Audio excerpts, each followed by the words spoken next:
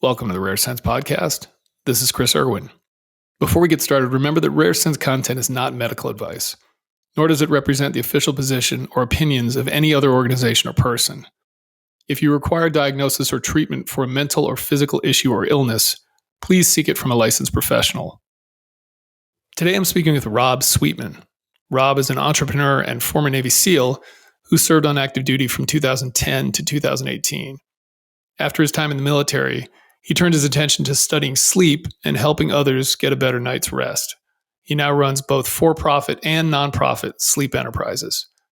During our conversation, we discussed the causes and effects of long-term sleep deprivation and disruption, the prefrontal cortex versus the amygdala, the ideal amount of sleep, night and shift work, short sleeping, safety concerns with a lack of sleep, keeping a sleep diary, winding down before bed, when to go to sleep and wake up, biphasic sleeping and napping, sleeping with background noise and ambient light, bedroom temperature, the effects of Wi-Fi, sleep tracking with wearables, mattress selection, and other topics.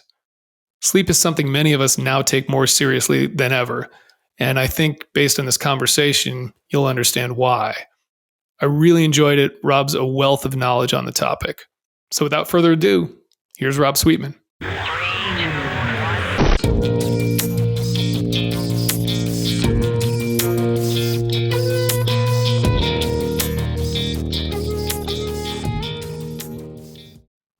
All right, Rob, welcome, man. Thank you for having me, Chris. I'm excited to talk to you. This is awesome. This is actually, we've never met. This is sort of like, we've never met in person, certainly, but we've never even seen one another. So we've only briefly spoken on the phone. But so let's just start off with tell everybody who you are and what you do and give a little background. Yeah, I was a Navy SEAL. I think that's how we were connected, Chris, through our Navy SEAL network. Yep. But, I didn't join right off the bat. I became an entrepreneur and I was very self-serving and I did my thing back in Greenville, South Carolina, until I reached a point where I was not finding fulfillment. I knew that within my life, there were some things that I wanted to do to really feel like I'd live my life to the fullest, but also serve my country. And I'm very much a patriot. I have a patriotic family. And so that kind of ate at me for a long time. And it wasn't until I was 28 that I decided to sign that dotted line. So my recruiter got me into the program, 5326 whatever program. And at the time, you could go straight from the streets into the teams, assuming that you could make it through one tiny little thing called buds, and then a bunch of other stuff too. But I ended up serving from 2010 to 2018. So I did a straight 8 years. I felt like that was a good number. My time was cut short because I had an injury, hurt my back. And so they medically processed me out. That was a very depressing time for me. But it wasn't just my back that I was struggling with. I was struggling with sleep and truthfully drinking and a ton of other things. But sleep seemed to be at the center of all of my problems, like whether it was anxiety about not being able to be a team guy and not being able to sleep at night, or not feeling like I could sleep and then using NyQuil or alcohol or whatever to go to bed. I knew that I had sleep problems and I knew that I wanted to do better. I knew that I could do better. Simultaneously, my buddy who I did a platoon with, Ryan Larkin, had at the same time as I was transitioning committed suicide. And I watched his situation, and I've had a lot of talks with his dad, Frank, and, Chris Free, who wrote The Operator Syndrome. And, after the fact, you can analyze this thing until, it just can't be analyzed anymore. But my perspective on this whole thing was that sleep had a big part of Ryan's downfall, meaning his sleep was terrible and it impacted his mental health. Some things happened in life, which things always happen in life, but he wasn't able to handle that in the right way. His mental health wasn't there. His sleep health wasn't there. And then he ended up taking his life. And It's really just a terrible situation because we've seen this time and time again with our brothers, and it just is so friggin' depressing. But I never felt like there was somebody that was looking at sleep, and so I wanted to be that man. I wanted to focus on sleep. I wanted to find out, first of all, is there actually a connection between sleep health and mental health? I really didn't know. We don't care about sleep in the teams. We're just like, go, go, go. You got a problem with, being awake, drink another rip it, or do whatever you have to do.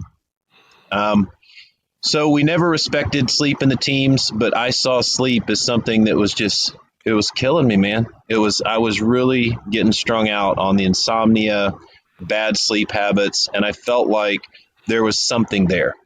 So I transitioned out of the military and found my new path. My new path was like, I'm going to figure out this sleep thing. I'm going to be all about sleep. I actually started building sleep technology conceptually, and I wanted to bring some of this technology to market.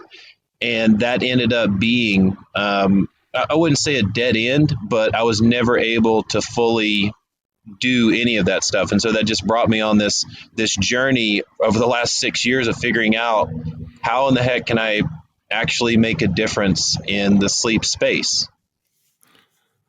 So what did go back to kind of what was going on with you in terms of bad sleep, right? What did that look like for you? What were you How did you know that you weren't I mean, was it just like you couldn't sleep, or was it the fact that you woke up and felt like you weren't rested? What did it look like for you that you kind of clued you Yeah, in to that? that's such a tough question, Chris, because I have all this knowledge now, right? So how do I look back, 6, 8, how many years ago, and think inside of my mind, my uneducated mind at that point, and say, what were you doing? What were you thinking?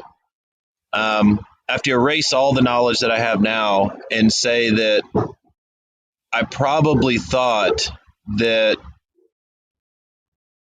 I just wasn't getting enough like mental and physical recovery. Like when I woke up, I wasn't feeling 100%. Like I'd hit the snooze on my alarm. I'd want to go back to bed. I wasn't making the gains in the gym. I didn't even want to go to the gym because I didn't feel like it because I'm too tired. My nutritional habits were out of control. I guess I didn't know that was related to sleep health. It actually is. I can talk about that if you want. Um, but I just felt like crap, and I thought that if I could just get better sleep, I could feel better. I guess that's in summary. Like if I just could get better sleep, I could feel better. And what was the first thing that you did, right? Like, so I think sleep's an interesting thing because, like you, I think so many of us have gone through life, um, and certainly in previous generations too, where it's like, suck it up. Like you don't need, like, just get up earlier, right? And you don't really need all that much sleep, and and that kind of attitude. And I think that is changing in a huge way, where people are sort of starting to realize, yeah, it's really detrimental to not sleep enough and not sleep well, and to sacrifice your sleep in various ways. Um, so when you started on this path, how'd you do it? Like, what was the first thing that you kind of tried to tackle, or where did you start looking, or what did that look like for you? Yeah, it was a slow process. At the time, I was drinking NyQuil to go to sleep every night. I had it measured out like one cap. If it was a full cap, I feel like too groggy in the morning, and if I kind of like throttled it back a little bit, I could like use the drug and go to sleep. And it feels great when you drink NyQuil. You're almost like high. Going to bed is like it's awesome, right? And then you wake up and you feel the side effects. So I was playing that game. So I knew there's something wrong with there, but I wasn't ready to make any changes. So my first question that was driving was this question about Ryan. The question was, does sleep health affect mental health? Right? Like some people don't even want to talk about mental health, but let's look at mental health in the same way we look at nutritional health, physical health. Yep. Does sleep health impact mental health? And if you ask, a young frogman, he's going to say, no, sleep health. I mean, it doesn't matter. Like, I've been through buds. I can operate nighttime missions. If I need to wake up, I use stimulants. If I need to go to bed, I use sedatives. But over a career, that can become a vicious cycle that starts to eat away at you. But I didn't know how much sleep health could affect mental health. So I started asking questions. I went to Navy Balboa Medical Center because that's where I was going for a ton of different appointments as they were processing me out of the Navy. And I just started popping my head in different offices. And, doctors are sitting around on their break, like, who is this guy asking questions? But I was just really focused on getting the answers that I wanted, truthful answers, not necessarily the answers that I thought they might be. So I talked to these doctors. And unfortunately, what I found out was that medical doctors do not have adequate training in sleep and in sleep health. They might, go over it for about 2 weeks in medical school. And it's not a bust on doctors, it's that they have much more surgery and drug interaction oriented focuses in their training. So there's a huge gap. So if MDs don't have a whole lot of information on sleep, well, who does? It turns out that there are some MDs, like pulmonary doctors that work at the sleep clinics, that know a little bit about sleep, but they pretty much focus on obstructive sleep apnea, which is a big issue in the military. However, it's not the main focus of what I was trying to get at, right? It's like, okay, obstructive sleep apnea, there's a couple of ways to solve that, whether it's a CPAP or an oral device, or now they have the Inspire surgery protocol. But what I was getting at was more of this slow grind of sleep deprivation leading to the cheese kind of slipping off the cracker, anxiety causing sleep deprivation, and it turning into a cycle where mental health is affecting sleep health is making mental health worse. And so I kept asking questions, and it turns out that the people who knew the most in this space were the PhD types, the researchers who were working in neurobiology, neurophysiology, and these are expanding fields of study that weren't as quite as big as they are now.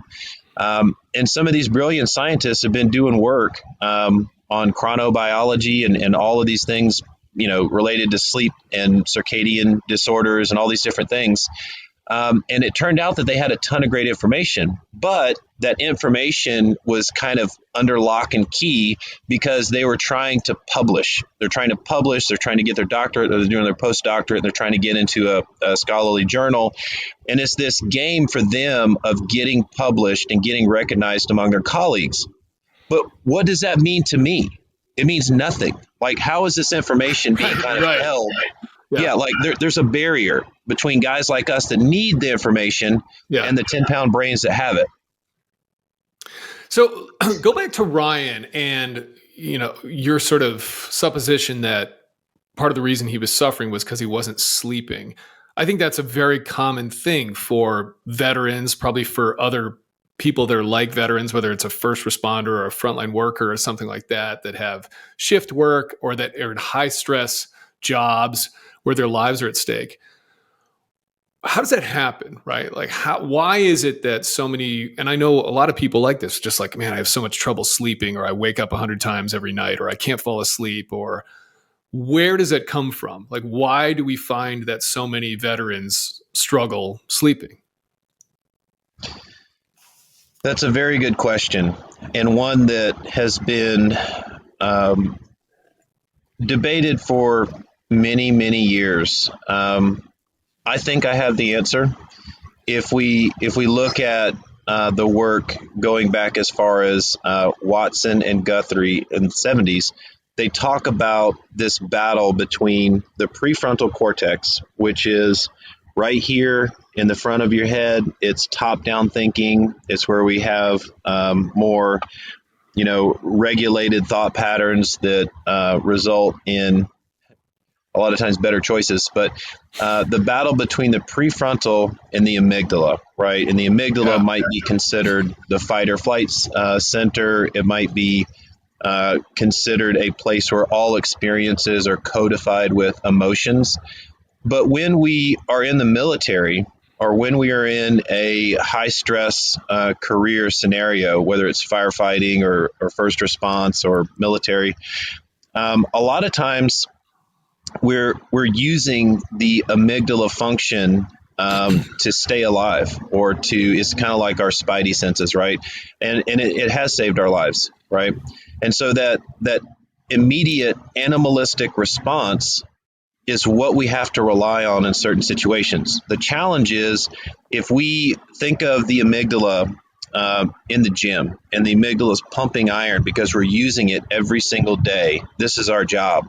And now the amygdala function is so strong that it becomes an overwhelming pattern, right? So within a portion of the brain called the basal ganglia, right, now it becomes the overarching response mechanism. Well, what we know is that this is related to a sympathetic nervous system response, right, which Right. is exactly what we want if a tiger is attacking us, like in tribal times, right? Or there is a threat, or, contact left, right?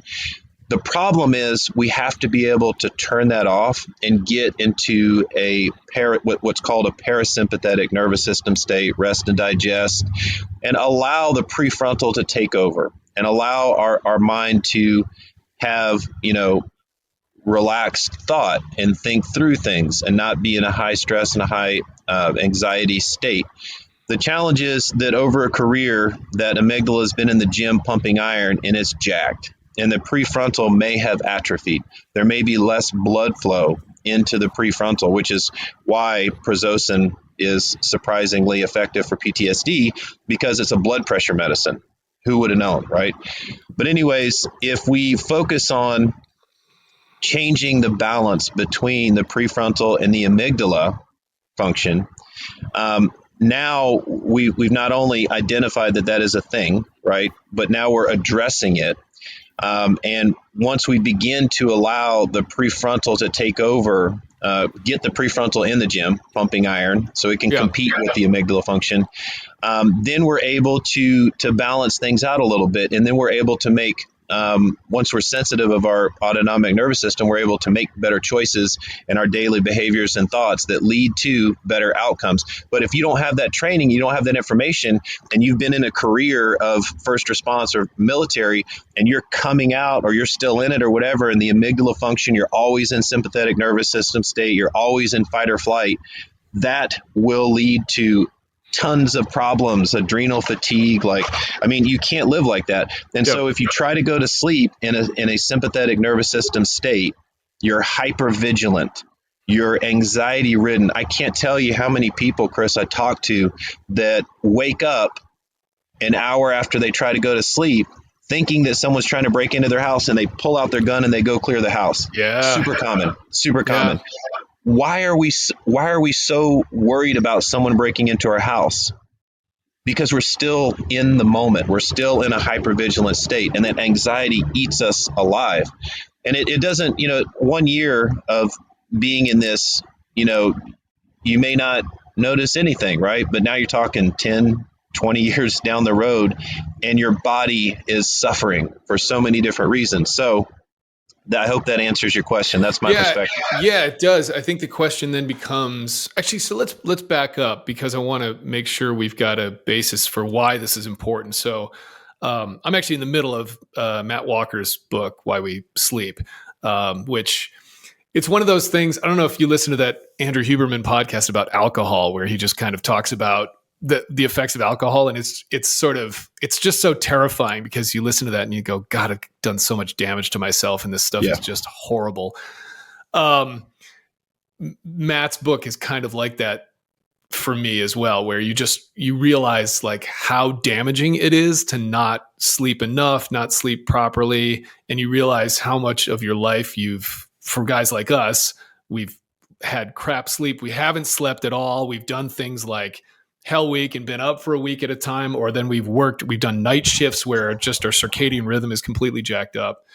And the trouble for me, you talk about anxiety, is like, it's hard for me to not then get freaked out by that, right? To be like, oh my God, I've done so much damage. And if I have one night where I only sleep 5 hours, I'm going to be completely fucked for the, like totally. But can you just kind of back up and talk about why sleep is important and how much sleep is you need and what the effects of lack of sleep are? I know that's a huge topic. I mean, Matt wrote a 300-page book about it, but like just briefly, why it's so critical and like what it does when you don't get enough sleep. Well, Matt Walker does a great job. And over the last 20 years, he has really done some great work in the sleep space. I can't wait to meet Matt one day. I was chasing him around trying to make contact with him for about a year, like 5 years ago. He just released the book, Why We Sleep. I could never get in touch with him. So if you have a lead, let me know. I don't. I wish I did. I'd love to talk to him too. I send his book. I recommend it, and I send his book to every single one of our clients with the 62 Romeo program, which we can talk about later. Yeah, for sure. To try to summarize why sleep is important and give the listeners something to chew on today, we will notice the immediate effects of sleep deprivation the next day in terms of emotional stability, cognitive function. And in fact, if you stay awake for 20 hours straight, which happens all the time, I work with a ton of active duty firefighters right now. 20 hours straight, we can have the same cognitive performance as being legally inebriated. Now, if you're an engineer, which is the truck driver on a fire crew, and you've been awake for 20 hours and you're legally inebriated, according to this metric, and you're driving this truck barreling down the road full speed to an emergency situation, what happens if you have an accident? I mean, this could be a terrible, terrible situation, but yet it's allowed to happen all the time. Now, how do we know that someone has the same cognitive performance as someone who's legally inebriated? We know that based on a psychomotor vigilance task. That's one of the ways that we can test. Now, what is that? You can think of like, if you remember the Lumosity, the little click, click, click thing on the computer, the more you do it, the faster you get. It's kind of like that. So NASA has one PVT app on Apple. I don't think it's on Android that you can download for free right now. But in essence, you test your cognitive performance before, and then you test your cognitive performance after sleep deprivation. And the degradation of cognitive performance is equivalent to that you would see after drinking enough alcohol to have a 0.08 BAC. So that's how we test it. You also know that you can also hit similar metrics if you short sleep by 1 hour each night for 5 nights straight. And I mean, we've all done that. That's not a very hard thing to do. No. So when we think about like the legality of driving legally intoxicated, the DUI, the potential repercussions, what if you hit somebody, what if you hit a family, right? But then it's okay to have the same cognitive performance from sleep deprivation. Well, I mean, there's a ton of obstacles there, like how do you measure sleep deprivation? How do you stop people from doing it? I get all that. But the point is that sleep deprivation affects us, right?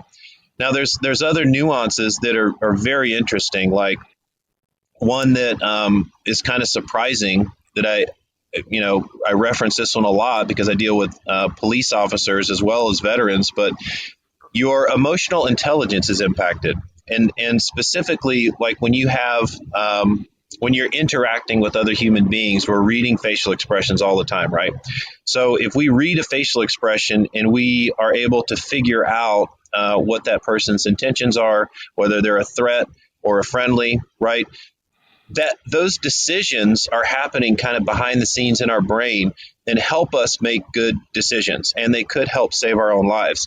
But if you're sleep deprived, your ability to read facial expressions and figure out what that actually means is completely degraded, right? So imagine being in a life or death situation where you have finger on the trigger and you're supposed to figure out this situation, but you are sleep deprived.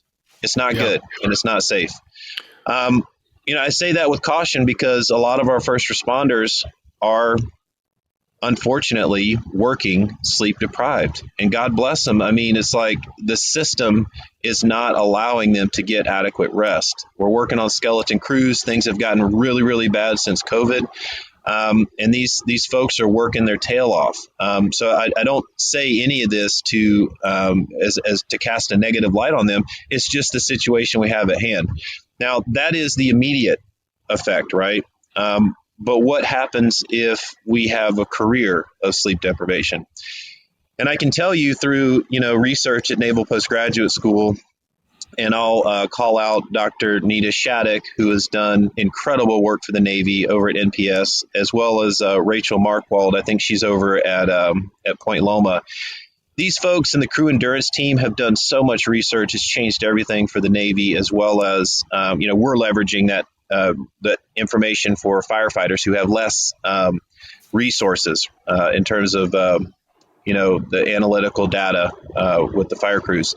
But what we're seeing is that not only are people starting to have mental health issues, but we see a ton of issues surrounding just the way the body functions, meaning like endocrine function, like hormone issues, hypertension issues, weight gain issues, which can actually be even more short term from sleep deprivation. But you live a career of doing five and dimes or shift work, or just not respecting sleep, whether you have a choice or not, and your body will pay the price. Cancer rates go up. I mean, if somebody wants to know all the bad stuff, just read Matthew Walker's book, Why We Sleep, because he outlines everything in a smart way. But you want to get good sleep. I was a train wreck coming out of the Navy, and I can tell you that by getting good sleep and by improving my nutrition, everything has turned around. I am such a solid human being today because I take care of myself and I put sleep first. And I got to tell you, man, I was a train wreck coming out of the teams. So what is the ideal prescription there? A lot of times we hear 8 hours, right? Like we need 8 hours of sleep. Is that true? Is that the same for everybody? Is it something, does it vary from person to person, 7 to 9 hours? And then does the time of day matter? Is there a difference between, let's say, sleeping from 9 p.m. to 5 a.m. versus 11 p.m. to 7 a.m.? Yeah, it's tough to say all human beings need to have 8 hours sleep. Every single person is unique and their situation is different and special and important. I would say that 7 to 9 hours is a good start. I am a 7 hour and 15-minute sleeper. That's an optimal time frame for me.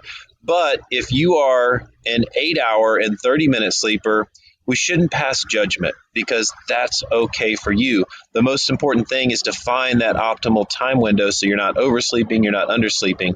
And that takes a little bit of practice. I do work with folks on one-on-one. I do private work with sleep.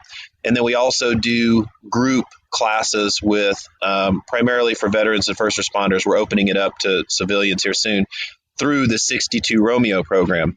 And what I see with all of these folks that are coming through is that everybody has different sleep needs, right? There's some people that, if we look at Jocko Willink, who I adore, he's an amazing human being, but sometimes it kind of bothers me when he says, I only sleep 4 hours a day. I know that question's been asked of Matthew Walker, and he carefully diverted it, probably because Jocko is a black belt in jiu-jitsu and one of the most famous Navy SEALs. I probably would do the same thing, right? But I'll say that the number of people who are able to function on 4 hours of sleep is pretty much limited to a specific gene that is, I would say that if you look at the numbers, it's more likely of getting struck by lightning twice in the same exact spot than having this gene. So I don't know if Jocko has that gene, but what I would say is that we probably need to get more than 4 hours sleep. Now, I will say that there are ways to get more recovery if you're working on a 4 hour sleep window. I know that because I'm working with firefighters and we're working through that right now. But to answer your question, if we start with, let's say, 7 hours of sleep, and by the way, we should try to make that consistent. Consistency is key. That's what we're going to, come back to every single time. The definition of circadian rhythm, right? We're coming back to these cycles that we want to repeat every day. So if we go to bed at a certain time and we wake up at a certain time, and the amount of sleep that we have is 7 hours, or if you feel more comfortable starting with 8 hours, then what we're looking for is, how do I feel when that alarm clock goes off? Do I feel tired? Because if I'm still tired and I want to sleep through that, I might need more sleep. But it might also be that the quality of my sleep is poor. And so that's when you need somebody like me or somebody like my staff to come in and kind of take a look at your situation. And we can work through a ton of that stuff. But let's just assume that you have decent sleep. If you're waking up before your alarm, then you probably can throttle it back a little bit. So let's say that you end up being a 7 hour sleeper and that's your sweet spot. If we're waking up at 06, and that means you actually are going to bed at 11, right? So that's later than most people think they should go to bed. So I would say that one of the techniques that we teach a lot of is the wind down routine. So if we take 1 hour, so in this situation, 10 p.m., and we put up the phone, we put up the emails, we put up any debates we have with our spouse, we put up anything that's going to excite us. We're not doing heavy workouts. We're not taking ice baths or cold shower, the new popular thing right now. We're just relaxing. We put on our nighttime clothes. We put on relaxing music if you're into that. White noise is great for sleep. And we maybe have toned down lights, like maybe even amber lights or candle lights or things like that. But that 1 hour is our wind down. That's a great time to do meditation, breathing, mindfulness, gratitude, whatever. But what we're not doing is getting excited or amped up about the next day. We're not putting blue light in our face, but we relax. And so during that period of time, that's our transition. We're just chilling out. And then at 11, our goal is to get in bed, fall asleep immediately as fast as possible. We sleep until 06. We wake up at 7. If we wake up without an alarm, boom, 6:59 you wake up, or 5:59 you wake up. You're hitting that sweet spot. Now, I will say that is a monophasic style of sleeping. That means we have one sleep period. That's not the only way to sleep, Chris. We, traditionally as human beings, we've slept biphasically, meaning think of like Latin American countries. They have a nap period. So I'll give you an example. Like my dad was always a 6 hour sleeper. And I'm like, well, how does he, as I'm transitioning into being a sleep scientist, I'm like, how did he manage a 6 hour sleep period without having some negative side effects? And the secret was that he always took a 20 or 30-minute nap at lunch. He'd go out to his car. He always had a station wagon, and he'd open up the back of that thing, and he'd just lay in the back of it for years, decades. And so he religiously had that nap built in, and we know now that those naps can actually supplement a full sleep cycle. It's pretty incredible. Wow, and so really? He was getting full sleep restoration. It's just that he had 2 sleep periods. And so that may be what Jocko's doing to successfully recover and maintain his beautiful physique. So with that, if we go even farther, what do we do with firefighters who are on a 48-hour shift and we can only get that 3 or 4 hour window of sleep? Does it make sense to build in more than one nap? That's what polyphasic sleeping is. And that's not recommended for the average person, but in a shift work situation, it absolutely is recommended. Any type of consistent sleep is better than just not getting any sleep at all. Is it worth your time then, or worth anybody's time to take, let's say, a week and basically remove any obstacle that forces you out of bed in the morning, if you can, or get in bed earlier, and just time it to see where you naturally sort of fall out, right? Like I'm getting in bed, I'm going to set my timer on my phone, turn it in airplane mode. I like to do that, right? Let it run. And then when I wake up, whenever I wake up, I shut it off. I see what that is. And I like track that over a week to kind of see what my optimal amount of sleep is. That kind of, would that work? Is that something recommended for people to do? Something like that? Yeah, that's a great idea. I think the first thing is that we should get a notebook and we should start a sleep diary or a sleep log. And so, what a sleep log looks like is you can just take any book. Like, this one thing I learned in the teams, always have a book with you to take notes. Um, and you want to write down in the morning, what time did I go to bed? What time did I wake up? How long did it take me to fall asleep?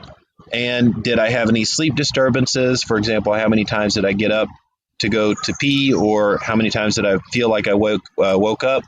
Did I have any dreams? And then when I woke up, how did I feel? Like, what time did I wake up? How long did it take me to get out of bed? Things like this.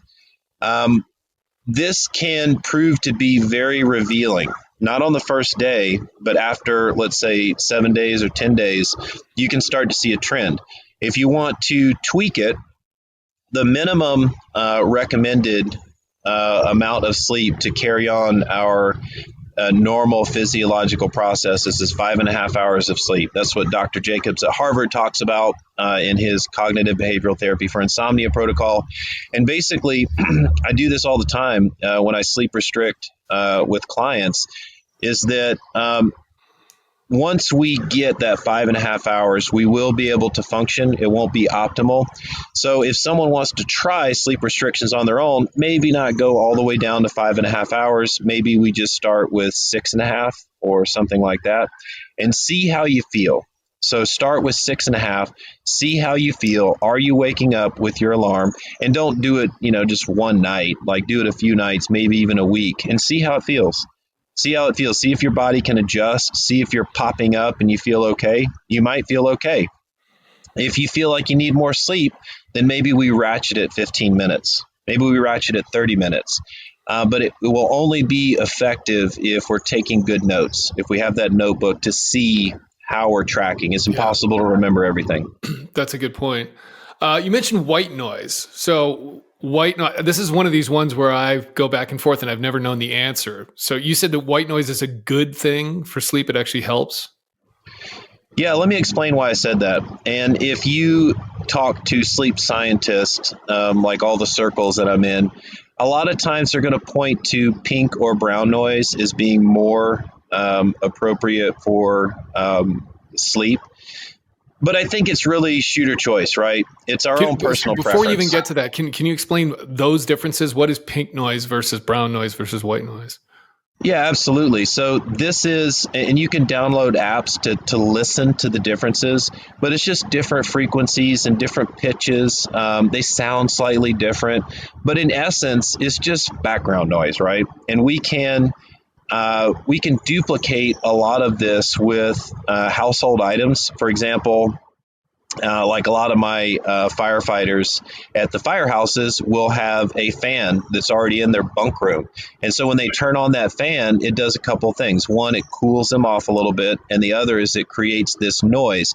Now, whether it's technically defined as white noise or pink noise or brown noise depends on the sound that's coming from that particular mechanical device. Every fan is different, but what we're hearing is motion and sound being emitted from this device.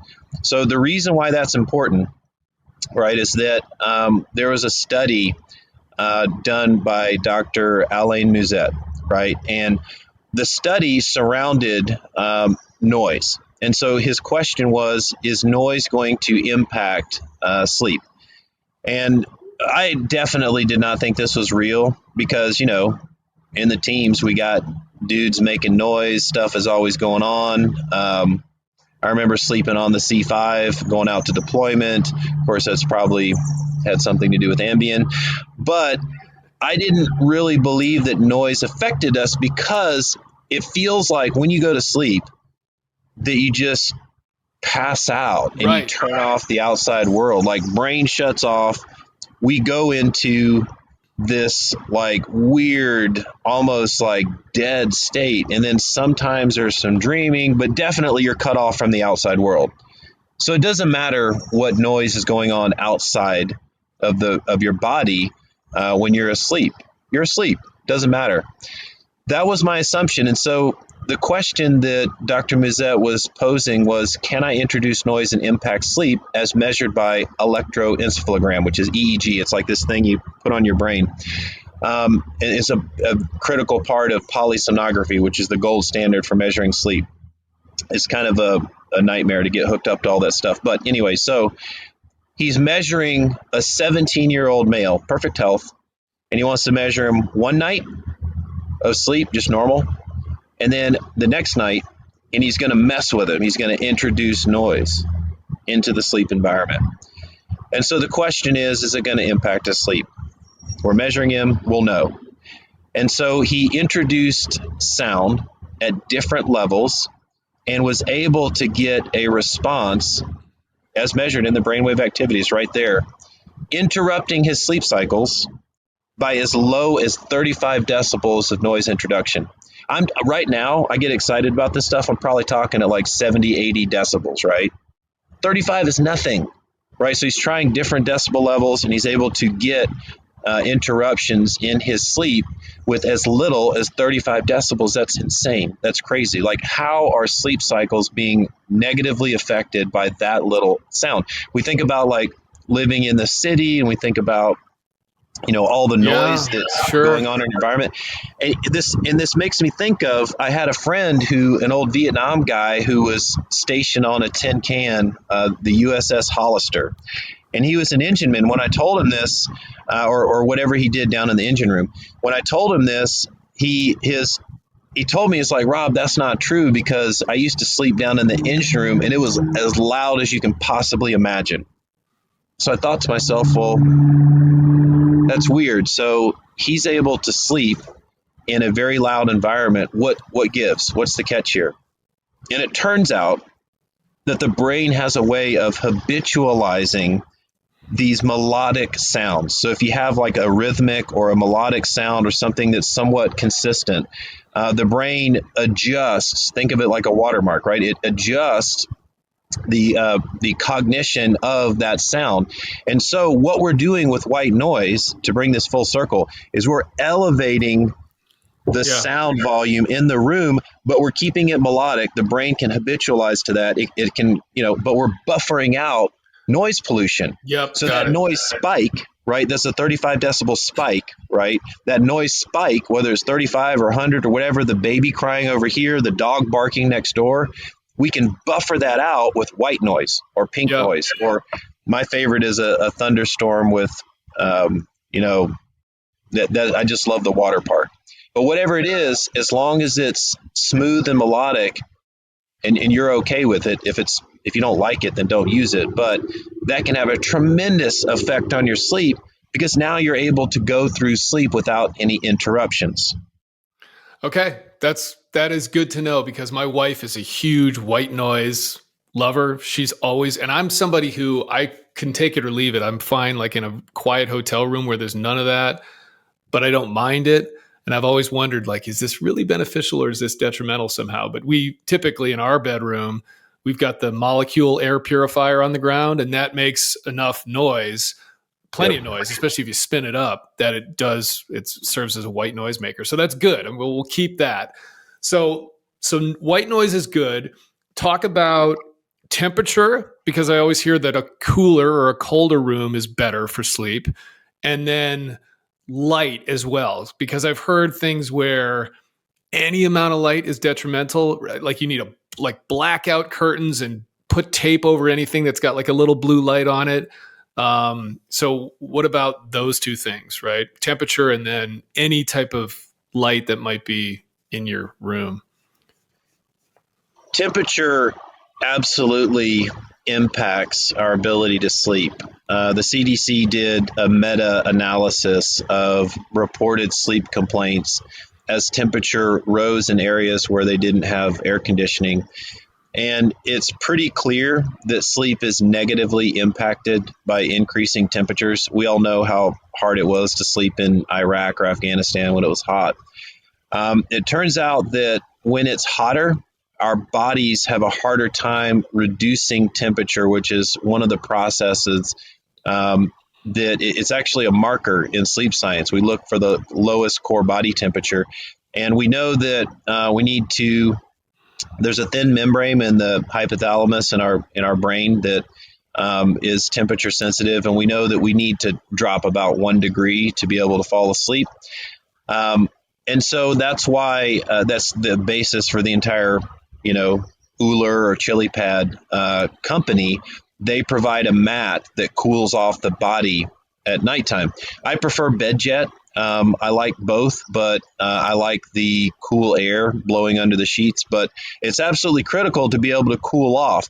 If you can't cool off, you can still sleep, but it makes it harder for homeostasis within our body to drop that temperature. It makes us harder to go through the processes that we need to go to, and can lead to more active sleep. You're tossing and turning, and then you might have more perspiration during sleep. Yeah. And so it's best to have a cool temperature. Like, think of, when we're alive and awake and we're outdoors, we want it hot and sunny and warm. And then at nighttime, we want it nice and cold and quiet and dark. Why do And we so want? they allows our, go ahead. Sorry, just interrupt on that. So, and I agree. Like, I definitely feel like I sleep better when the room is cooler or colder, even. Why do we want a blanket then? Like, what's the purpose of a blanket over us, right? So it's like we want the room cold, but then we want to warm ourselves up by having this blanket over us. And that's, I think, a feeling of comfort too. Like, I know almost nobody, I'm certainly not like this, who is comfortable sleeping with nothing on me, right? It feels weird. Maybe in a nap, sometimes you can fall asleep on the couch and you can nap with like a no blanket. But what is it about that? Why do we want a blanket over us? Yeah, I think it's comfort. Maybe that starts when we come out of the womb, right? We need a little bit of touch, a little bit of pressure. Some people do really well with a weighted blanket. I was They just going to feel ask like, about that because I've got a yeah. weighted blanket and I like it. I'm curious about any science behind that. Yeah, I think there is some material on that, but all of this stuff I think is based on preference. Right. Because you have one person that's like, oh man, I love my down comforter, and it's the best. And then for me, I like something that is kind of is gritty and is holes in it, and it kind of like lets my heat escape, but is kind of like scratchy and not really that soft. So I like these linen or cotton, like rough type of sheets. I don't know. Am I weird? Maybe, probably. But I think every single person is going to have a different answer as to what makes them feel comfortable and help them sleep. So what about, okay, so then the other question, which I cut you off, but about the lights, right? So do we have to cover up every single bit of light in our bedroom? Does that negatively affect us? If there's like some little blinking light on a TV or something like that, is that detrimental somehow? It is. It is. Interesting. It is what it is. We did a lot of things in the teams that were really push the limits of what we understand as humanly possible. So it's tough to say, like, you can't sleep with a little blinky light in your room. Of course you can, right? But does it affect us? And we have tremendous results with the protocols that we have within 62 Romeo, and I do the Sleep Genius private coaching now. That stuff does affect you. So if we want to have the optimal sleep environment, right? We want to try to get it so dark that you can't even see your hand in front of your face. If we can put tape over that blinky light in the room, just like we'd put tape over a chem light so we don't get detected on a dive or something, then that absolutely could improve our sleep situation. What I like to talk about is the sleep dojo, right? So this sleep dojo, this is your place of tranquility. This is your bedroom, and they say the bedroom is only for sleep and sex. What we don't want is electronics. We don't want work. We don't want arguments. We don't want anything except for absolute relaxing tranquility. And why not? Because this is our life, and we spend a third of our life sleeping. It's such an important part of our day to day recovery and our long term health. Why not take the time to make this the perfect place for relaxation?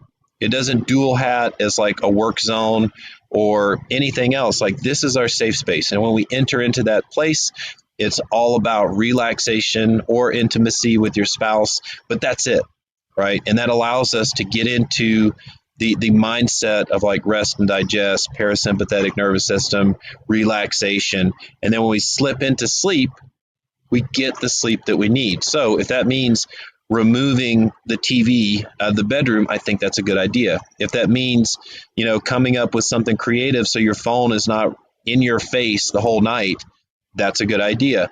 If we can tape over the fire alarm blinky light or the thing on the AC unit on the wall, that's a good idea. It turns out that it makes a huge difference in folks that I work with on a daily basis. They do that and they're like, wow, I had no idea how much that tiny, tiny little light. We call it Al-An, artificial light at night. And the reason why it's so bad is because our eyes are photoreceptors. Even if you're blind, you can still have this photoreception capability. Almost everything in our body has more than one function, but so our eyes are constantly receiving light information. And with the advent of all of these, technological solutions like iPhones and iPads and Kindles and stuff like that, we're actually introducing a ton of light, and it confuses our eyes. It makes it difficult for us to know, okay, this is when I'm supposed to go to bed. Not just psychologically, but this is when my pineal gland is supposed to start producing the hormone melatonin in my head, and telling the rest of the body to start doing its own hormonal changes, its own changes to produce things that help us with sleep. Like, we're not even tracking any of that, right? It just happens naturally. And so we think like, oh, do I feel like going to sleep? Meanwhile, we have all of these things that are telling our body, no, it's not time to go to sleep. Stay awake. And so then we have this battle and we can't figure out why. And then, as you were kind of pointing out earlier, then we might have bad sleep, and then we judge ourselves for our bad sleep, and we think we're a bad sleeper. And now we start a psychological cycle that actually impacts our sleep even worse. This is all a vicious cycle. So to answer your question, yes, it does matter. Let's get all the lights that we can out of the bedroom and do ourselves a favor.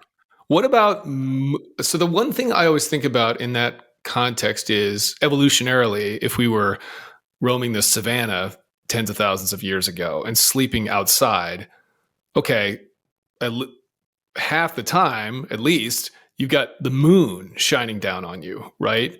Does moonlight fall into that category? Does it not work that way?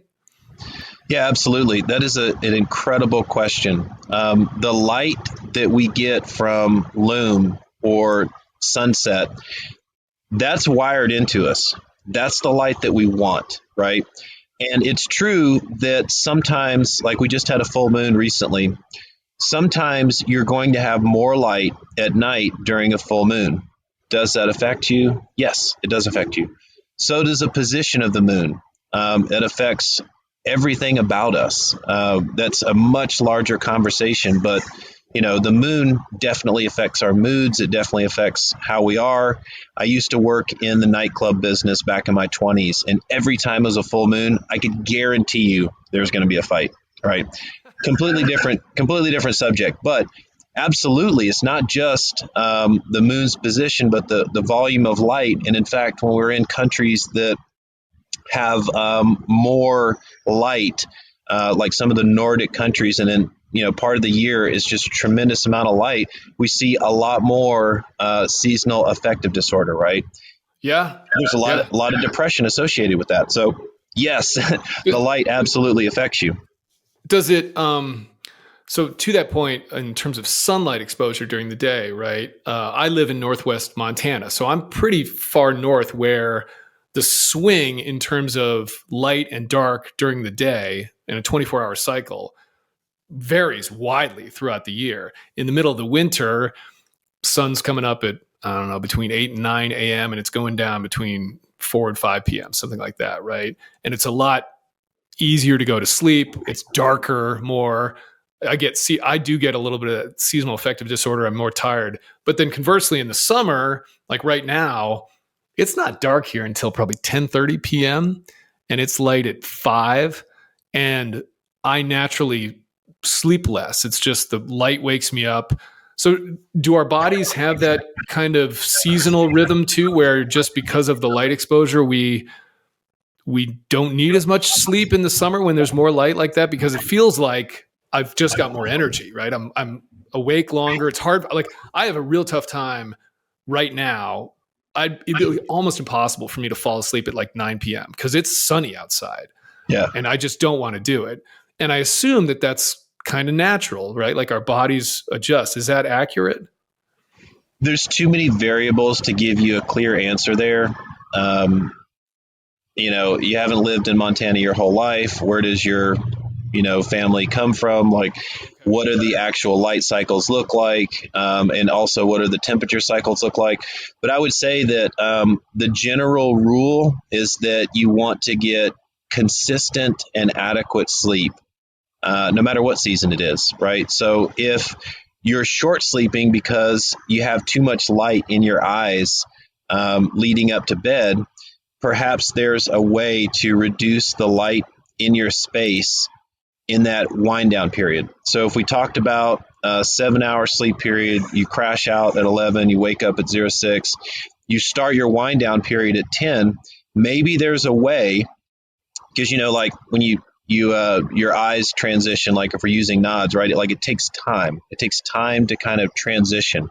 So if we give ourselves between 10 and 11 in this example, right, we give ourselves an hour, we want to put ourselves we're not sleeping yet, we're just winding down. We want to put ourselves in a situation where it's a little bit darker. So if you're in a situation where it's still light outside, maybe we use blackout curtains. Maybe we're in a room that doesn't allow as much light in. Maybe we take out the electronics out of that room. And now we are using candlelight or amber lights or things that are very more like a sunset.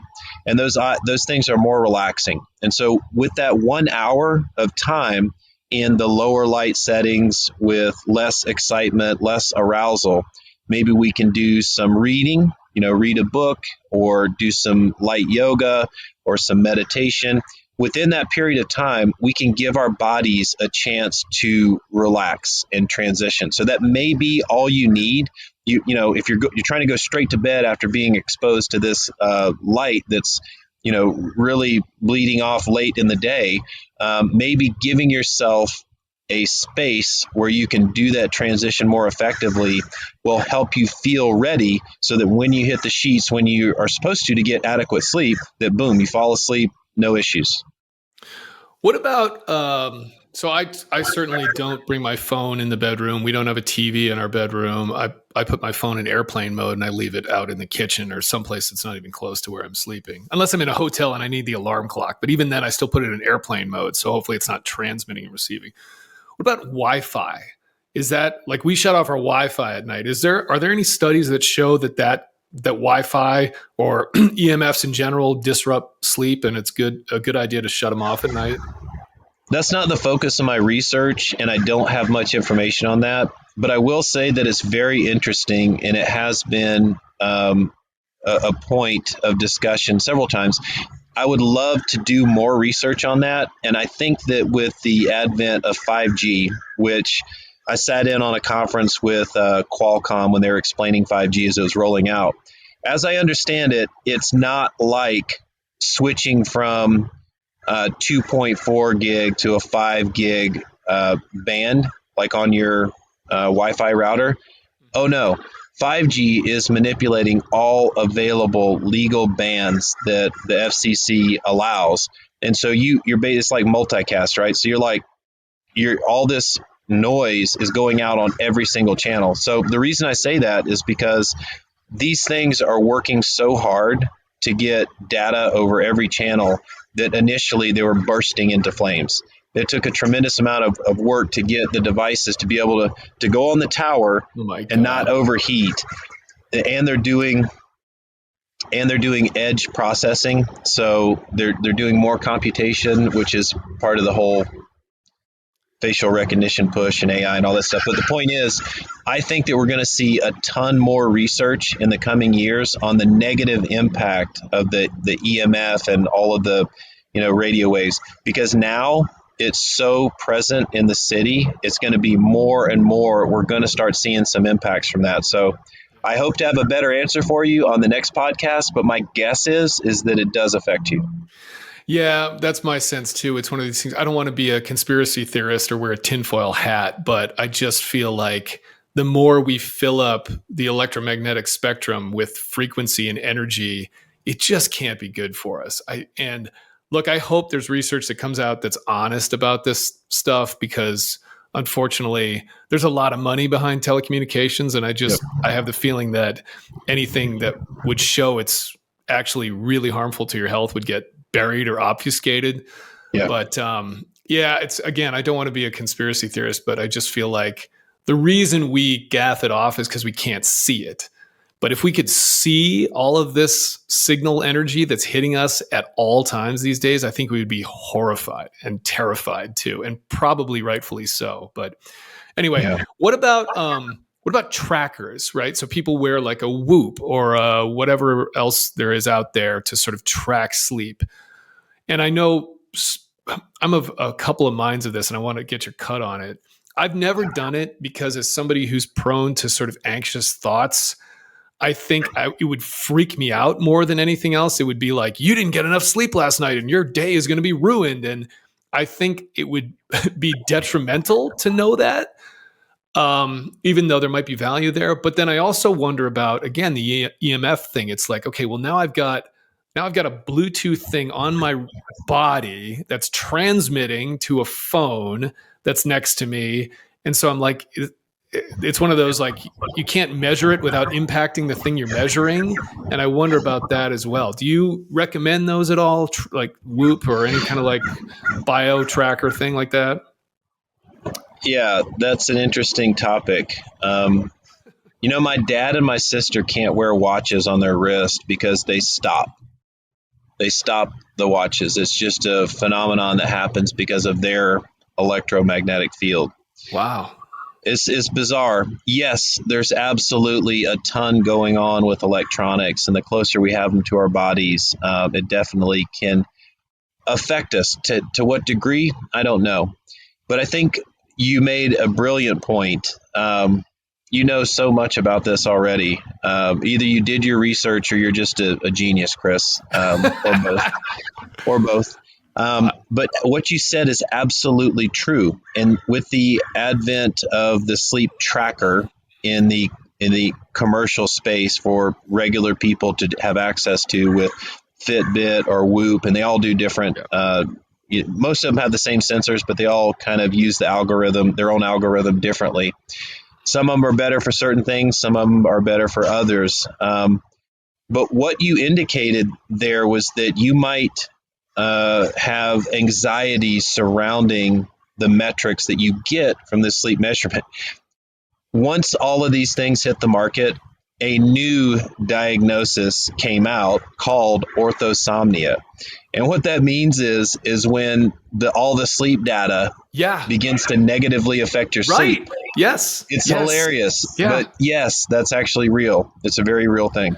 Yeah. And it's one of those things where, I mean, I can see value in that. Certainly if you feel like you're sleeping enough, but you still feel like shit. I mean, I get that.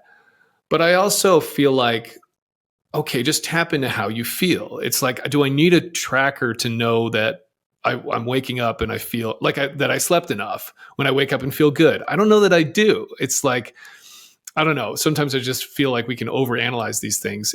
That's so fascinating that there's a syndrome around that. 100%. I do. So to give you an idea of how I work as Sleep Genius, private sleep coaching, and 62 Romeo, it's a similar protocol. I break out all the bells and whistles when I do privates, but in our group setting, the meat and potatoes of this are that we want 6 weeks of your time.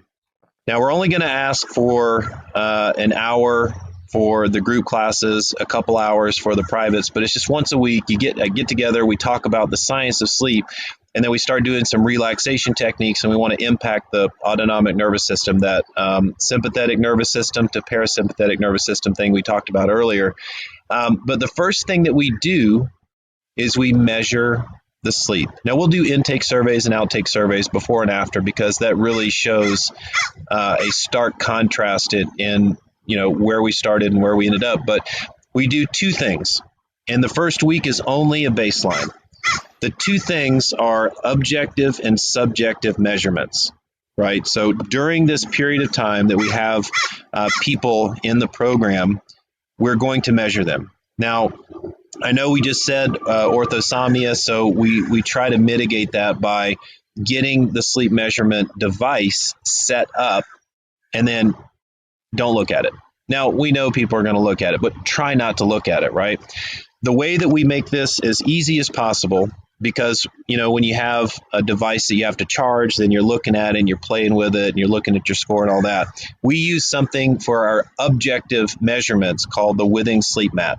Now, we can use anything we want, but we chose the Withing sleep mat because it's an airbag. It's a ballistic cardiogram that goes under your mattress. You plug it into USB, connect it to your Wi-Fi, and theoretically, you never have to touch it again, right? And once we make the authentication link with our cloud, then we're pulling that data and they can just forget about it, right? And it automatically records. I love automatic because it's team guy proof. You can't mess it up. Just don't touch it, right? Yeah. So that gives us an objective measurement. Now, it's not always accurate. We know that anything that's not polysomnography is not the gold standard, but we can get within about 80% accuracy with almost any sleep device. Is that enough? Well, if you plot a line over the 42 days that we take measurements, we can see a trend. So maybe it's not perfectly accurate, but we can see a trend. The other thing that we do is subjective measurements. That's your sleep diary. We do everything digital, so we automate it, and we ping the individual in the morning, and they write down their sleep journal, their sleep log, the stuff that I mentioned before. And so in that way, we have a subjective measurement, like how did you feel about sleep? And so some of the things that we see are like, I think I went to bed at 10. That's not what the Withing sleep mat said, right? You actually went to bed at 10:30, right? Or Right. whatever. So we have a little bit of difference between what you felt like happened and what the data is telling us. And remember, the data is not always accurate, but neither is your memory. And so we really need that 42 days to take a look at we have an entire staff that does this, to take a look at every single data point and see, like, what is the difference between the objective and subjective data, and what does the trend show, right? And so in that way, we know how you're doing. We know how you're doing. And the beautiful thing is, I'll tell you the secret to success with what we're doing right now, Chris, is habit formation. We establish good habits, and after 4 or 5 weeks, we start to see the physiological results of those behavioral mechanisms that we put in place. That's all it takes. Yeah. You're not going to see results on week 1 after January 1st when you put the down payment on the gym membership. It's going to be month 2. Right. When you've been committed. Yep. No, it's exactly what I talk about in terms of mind fitness as well, right? Mental health in general. It's not an overnight success type of thing. And it's an ongoing thing. Like sleep's part of that as well, right? It's like you can't bank it and then be like, okay, now I'm good. I can get crappy sleep the rest of my life. It's like, no, every night you got to do it. So talk more about 62 Romeo specifically, what it is, who it supports, what you're doing, how somebody can get involved, what the program is, all of that. 62 Romeo was founded after we had a successful study back in the summer of 2021. We were really blown away at what we could do by applying some very simple tools, right? No pills, no drugs, no surgery, nothing like that. Just good behavioral practices. And it was so impactful that I said, we can't stop this. We have to get this out to the people that need it. So we started a nonprofit called 62 Romeo. Basically, we have a 6-week program for veterans and first responders. You can find out more or apply for the program at 62romeo.org. That's the website. It's got all the information there. That program has helped a ton of people already. We haven't even been open for business for 1 full year. And we've had such a profound effect, changing lives, people that are struggling with mental health, people that are struggling with physical health, having complete turnarounds. It's so impactful that now we're getting, donations from different groups. We're getting the application list. We've done zero marketing. It's all word of mouth. We can't even keep up with the applicants coming through the door. We're working on expanding. We're working on getting more resources. I just finished training a sleep coach. We're working on expanding all that because there are millions of veterans and hundreds of thousands of first responders that need help today. They're struggling. We have a very effective solution that not only doesn't use the pills, drugs, or surgery, but these are things that you can use for the rest of your life. So it's basically training. You come in, you get the training, we hold you accountable, we see the progress, and then we release you into the wild. We call them sleep ambassadors. The people that finish the program are sleep ambassadors. And we believe that. And they are going back to their individual departments and commands and making ripple effects, changing the culture, improving our knowledge about sleep. And so this is my life's work. This is my passion. And it's no cost to these people that are going through the program. So we have done traditionally donation from an organization, and then we pay for a certain amount of people to come through the class. But what we noticed is that, and I think you'll agree with this, is that sometimes people are blowing us off, right? And it's tremendously frustrating for the staff. So if we have somebody that comes in and they get approved and we send them hundreds of dollars of equipment, most of it's equipment and we have to pay the sleep coach or whatever, but we keep everything at cost. But if we're sending out equipment and then somebody ghosts us, that really kind of gets under my skin. It's like, really? We took all the time to do this. And then the other thing is that sometimes when people come into a free program, they don't take it seriously. So we talk with some of our sponsors, and every single sponsorship is going to be different. But the current model that we're sort of transitioning to is it costs about $1,000 to put people through the entire 6-week program. That we have an entire staff, soup to nuts. It's really well done. That is at cost. So a lot of times what we're doing, for example, like with the RASCO, the Reliable Automatic Sprinkler Company donations for firefighters, is they're going to offer a 80% scholarship. So they're going to give them 80% of the cost is covered. And then that last 20% or $200, they need to cough that up and pay for it. Now, they may be able to get that reimbursed through their education stipend at their work or through a health and wellness program. But the point is now they have a little bit of skin in the game. And $200 is nothing compared to we are changing lives. Yeah. So if they're able to put that forward, that tiny contribution, then everything else is covered, and we put them through the program, and 9 times out of 10, we're going to have a higher engagement once you have a little bit of skin in the game. And I think it just works for everybody. Plus the donations go a little bit farther. And it's a 6-week program, but it sounds like they do it at their own home, right? This isn't an in-house situation. They're just being sent the items and then they're doing everything on their own, right? That's correct. This is 100% virtual. There's no insurance needed. There's no doctor's referral needed. We keep it at the lowest level in terms of, we don't need a licensed healthcare provider because the ratio for veterans right now to CBTI professionals is 1,000 to 1. We're never going to make a difference at that rate. So we have a 160-hour sleep coach program, and we have sleep coaches that host virtual classes, 15 people per class. We're looking at expanding that number right now. And they will meet once a week over Zoom. And over the course of 6 weeks, there's education, there's instruction. People spend, 5 or 10 minutes every day doing some relaxation techniques or some breathing techniques. They have homework. They start to schedule their sleeping. They start to make sure that it, integrates with their work and with their spouse. And over the course of 6 weeks, they shape their entire sleep future. And it's really brilliant.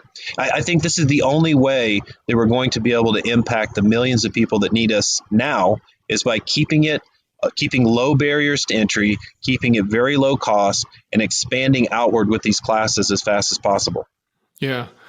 Let me ask a couple more questions here, and then I want to be respectful of your time, and I've got to go as well. But for people that are just trying to improve their sleep on their own, we talked about a bunch of things. What about mattresses? Because there's a gazillion mattress companies out there that tout their various benefits and things like that. Is there one particular or a few that you recommend? Does it really matter? Is it all just a bunch of bullshit that's all marketing, or what? No, I don't think it's BS. I think it does matter. But again, shooter choice, man. Like Okay. I remember getting a Tempur-Pedic mattress, and I took it home, and I'm like, this is awesome. And my feelings about the mattress were that it was the best thing since sliced bread. But then I slept on it, and it took some time. It took a couple years before I realized that I was sweating profusely because I'm just a hot sleeper, and that this type of mattress was not good for me because it was just trapping my heat. So there's nothing against Tempur-Pedic mattresses. They feel amazing and they're great, but it wasn't a good fit for me. So each individual person really needs to figure out, do they want firm? Do they want soft? What materials do they like? But I definitely think it's a good investment to get a good mattress because if it helps you get sleep, like we've talked about, it bleeds off into every aspect of your life. Your Right. health, your mental health, your endocrine function, like your weight gain, weight loss, like everything is tied to sleep. So I would make the investment. Okay. Yep. Good to know. Last couple things. You mentioned way back at the beginning, we talked about how for a lot of us, veterans, first responders, whatever, the reason we're having trouble sleeping is because we're hypervigilant, essentially, or we've got that sort of limbic system loop that's going on. And so what do you do outside of sleep, right? So if the problem is kind of what you're doing when you're not sleeping that's making it so your sleep is screwed up, what do we do to wind that down or change that so that when we get in bed, we can actually fall asleep and stay asleep? Outside of a biofeedback algorithm that I'm working on right now, we're not actually doing anything while we're asleep, which is kind of funny, right? Everything that we do within the Sleep Genius private coaching and the 62 Romeo program are things that you're doing while you're awake. Yeah. So really, we're just changing things, thoughts and things, behaviors that we're doing while we're awake. And sleep is really the barometer of how well we've done that waking period, right? So, all the things that we talked about are important. And then I would add that specifically with veterans and first responders that might be struggling with PTSD, we don't have to call it PTSD. We can call it PTS, or if we just want to talk about anxiety or, work stress, all of those things can lead to a chaotic transition to the hypnagogic state. I love that word, right? It's this transition into sleep. But no matter what, if I'm trying to make a blanket recommendation, no matter what your situation is, I think it's important to give ourselves time to relax. And everybody has a different process. For me, I enjoy breathing exercises and meditation. There's an app called Insight Timer. It's the #1 meditation app that offers free meditation and breathing exercises. You can go on there and just explore things. It doesn't have to be weird. It doesn't have to be woo-woo. You can do, hardcore breathing exercises. But establishing a routine of reducing anxiety, getting into that rest and digest state, using these techniques that work, right, is critical to the long-term success, your long-term success with sleep. So during that wind down period, that 1 hour before bed that I keep coming back to, we want to find things that help us relax. Maybe it's just a little bit of stretching. Maybe it's a little bit of just journaling. Like some people really find a lot of positive effects through gratitude journaling, just Yep. writing down things that are positive in your life. If you're more religious, it's okay to take that time to have some prayer, right? Whatever it is for you individually that works to help relax, that's the stuff that we want to do. And if the question is, oh man, I just don't really feel like it. Okay, now it's a talk of discipline. Like you just need to take care of yourself. You just need to do this stuff. Yep. I have a very You're stoic speaking approach my to language, sleep. man. Speaking your language. Yep. Okay, I gotta get rolling here, but anything we didn't cover, and we can get you back on. Obviously, there's actually some other stuff I want to dive into with you, but anything else big topic wise that we didn't hit regarding sleep that you want to make sure people hear about? I think we did a really great job of covering a lot of different aspects of sleep. Next time we talk, if you are able to get me back on the podcast, what I'd like to talk about is the continuum of health, mental health, sleep health, check-ins. How do we manage a career in the military or first response smartly while taking all of this new information, all this science, all the good sleep health into account? How do we make sure that people aren't straying too far in terms of their mental health away from a good, healthy point throughout their career? Are there check gates? Is there a way to build that into the entire career process? And I think I have some answers. So I'd love to talk about that more. I definitely want to talk about that because it's something that I think about and try to figure out as well from just an overall mind fitness, mental health perspective, right? How do we get ahead of these things so we don't have to fix people, but we can make sure they're trained from the get-go on how to be mindful and how to do breath work and how to sleep properly, right? Like, what we want is people being able to have a longer career and be healthy throughout the whole thing and not emerge broken on the other side, right? And suicidal and not all these things. And I think if we can inject some of this into training modalities, I think we can make a lot of progress. And I think that discussion needs to happen for sure. So completely agree. Rob, you mentioned the website for 62 Romeo. Any other places out there people can find you or connect with you? I'm always on social media. I have a LinkedIn profile. I have a Twitter profile. I have a IG profile. And believe it or not, I have a TikTok profile. And it's all Sleep Genius. Okay. So you can just find me as Sleep Genius. I didn't give myself that name. There's another team guy that called me that after seeing the work that I was doing, but it stuck, so I'll own it. It's funny, but I'm the Sleep Genius, so you can find me on socials that way. Great. Well, Rob, I really appreciate it, man. Great talking to you about this stuff, and hope to do it again, man. Appreciate the work you're doing. Thanks, brother. Thanks for listening to the Rare Sense podcast. If you're enjoying it, please subscribe on any of the major streaming platforms and leave a 5-star review if you love it. Also, if you're interested in monthly articles, weekly mind training, and monthly book recommendations, please subscribe to the Rare Sense Substack at raresense.substack.com. It's currently free. You can also connect with me on all major social media platforms at This Chris Irwin, and that includes a YouTube channel, which has video versions of the podcast episodes, as well as video versions of various mind training exercises.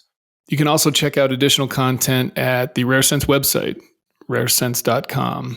There you'll find a 20-day challenge, gear that you can purchase, and a contact form if you'd like to connect with me and potentially have me speak to your organization about mind fitness. Thanks again for listening.